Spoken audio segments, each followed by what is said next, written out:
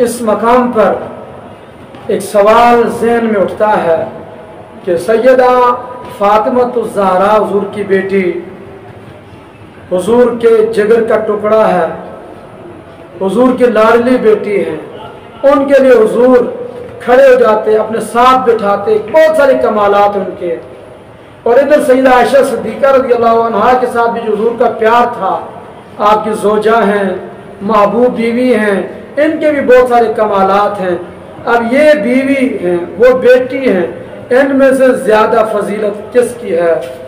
तो याद रखिएगा, बेटी होने की हैसियत से देखें तो सैयदा फातिमतुज़ ज़हरा रज़ियल्लाहु ताला अन्हा को सैयदा आयशा सिद्दीक़ा रज़ियल्लाहु अन्हा पर फजीलत है कि सैयदा फातिमा रज़ियल्लाहु अन्हा नबी की बेटी हैं और सैयदा आयशा सिद्दीक़ा रज़ियल्लाहु अन्हा सिद्दीक़ की बेटी हैं और सिद्दीक़ से नबी अफजल हैं। तो अफजल ज़ात की बेटी होने में सैयदा फातिमतुज़ ज़हरा सैयदा आयशा सिद्दीक़ा से अफजल हैं।